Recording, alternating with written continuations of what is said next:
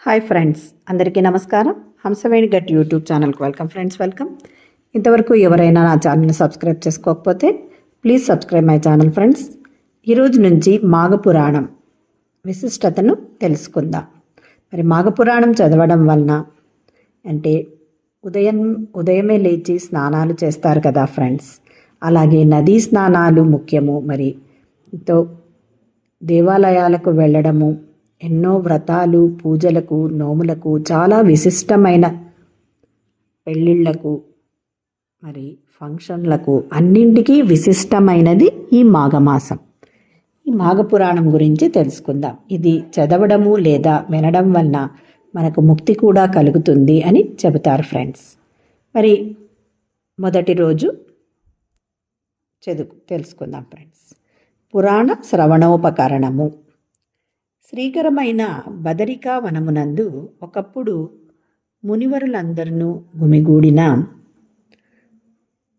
సూత పౌరాణికుని గాంచి భక్తి వినయంబులతో పూజించిన అనంతరము, పరమ భాగవోత్తమ, మీ వలన మున్ను సమస్త ధర్మములను, అష్టాదశ పురాణములను, వేదాంగ శాస్త్రములను వినియుంటిమి. ఆయనను పుణ్యప్రదమైన పురాణ శ్రవణము ఎన్నిసార్లు చేసినను తృప్తి కలగదు కదా. ఇది మాఘమాసమగుటచే మాఘపురాణమును తప్పక ఆలకించవలేనని భ్రాంతిగా ఉన్నది. మా విన్నపములన్నింటినీ ఇంకొకసారి మాఘపురాణమునందలి స్నాన, దాన, ధ్యాన, వ్రత, ప్రకావాది ఇతిహాసంబుల తెలుపుడు అని వాళ్ళు ప్రార్థించారు. సూత మహర్షి అంతటా మందహాసము చేసి, వత్సలారా, మీరు శ్రవణానందముగా విని కుతూహలమంది అడిగినప్పుడు నేను కాదందునా, అటులనే చెప్పెదను, ఆలకింపుడు. అనంతముగా ఈ సృష్టి యందు మానవ జన్మ ఉత్తమమని పెద్దలందురు.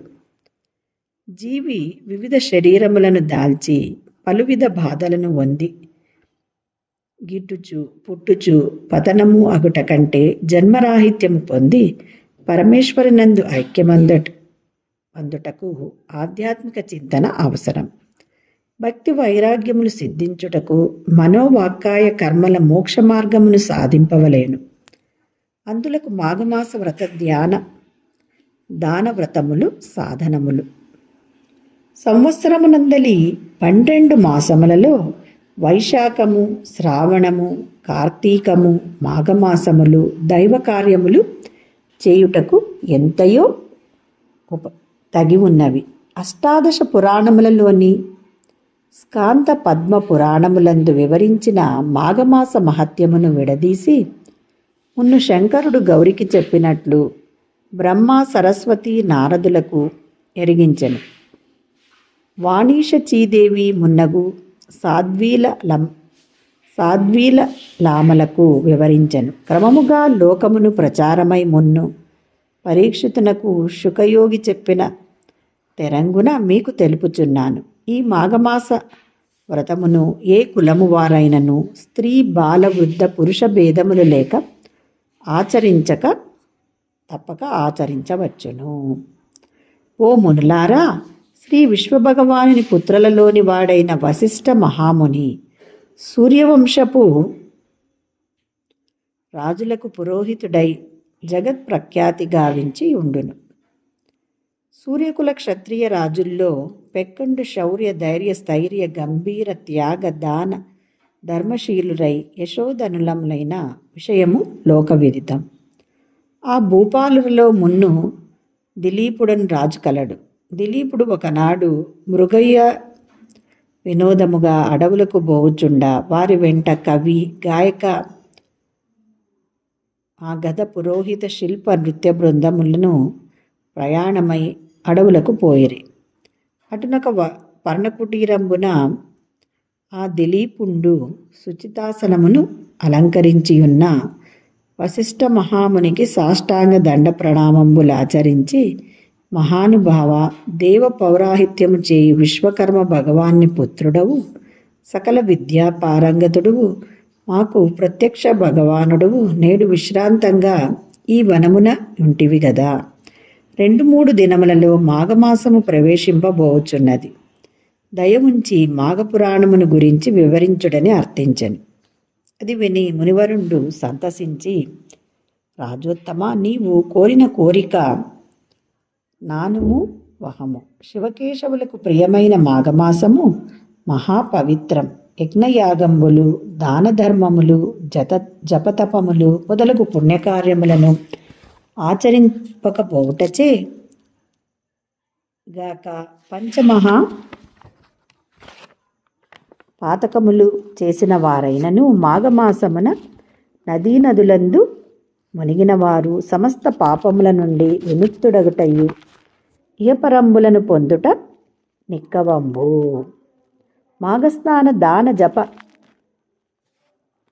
ధ్యాన వ్రతాదులను గురించి సవిస్తరముగా తెలిపెదా, శ్రద్ధాళువునై వినుము.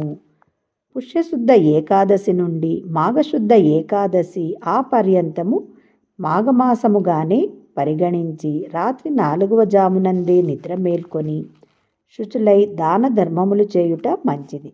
పగలంతా ఉపశించి నక్షత్ర దర్శనమున అనంతరము భుజించుట శ్రేయస్కరం. ఈ వ్రతాచరణ మాసమంతయు భూషయనము చేయుచు శారీరక భోగముల నాశింపక దైవభక్తి కలిగి ఉండి మాఘశుద్ధ ఏకాదశి పర్వదినమంతయు ఉపవసించి ద్వాదశి నాడు బ్రాహ్మణ సహితము భోజనములు చేసిన వారికి ప్రతిఫలము సిద్ధించును. ఆ విధముగా వ్రతము చేసిన వారిలో నొక గంధర్వుని చరిత్రను తెలిపెదను, ఆకర్షింపుము. ఇది మొదటి అధ్యాయం, అంటే మొదటవ రోజు మాస్టర్స్. మరి చూడండి ఏం చేయమన్నారు? స్నానాలు, దానాలు, ధ్యానాలు, మరి దానములు, స్నానములు. ఫ్రెండ్స్, మరి ధ్యానము మీరు ఎక్కడ ఏ పూజ చేయండి ధ్యానం గురించి చక్కగా చెప్తూ ఉన్నారు.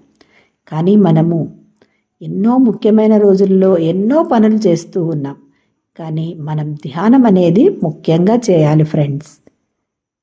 ధ్యానం చేయడం వల్ల మనకు మానసిక ప్రశాంతతతో పాటు ముక్తి కూడా లభిస్తుంది. మరి ధ్యానం చేసే విధానం ఏమిటి? మరి సుఖస్థిరాసనంలో కూర్చోండి, లేదా పైన కూర్చునే వాళ్ళైతే కాళ్ళు 2 క్రాస్ చేసుకోండి, వేళ్లలో వేళ్ళు పెట్టుకోండి. కళ్ళద్దాలుంటే పక్కన పెట్టేయండి, వేళ్లలో వేళ్ళు పెట్టుకోండి. మన సహజమైన శ్వాసను గమనించండి ఫ్రెండ్స్. అలా గమనిస్తూ మన అంతరంగంలోనికి మనం ప్రవేశిస్తాం. నిశ్శబ్ద స్థితి ఫ్రెండ్స్. అలా నిశ్శబ్ద స్థితిని మనము చేరుకోవడమే ధ్యానం friends. Thank you masters. Hi friends.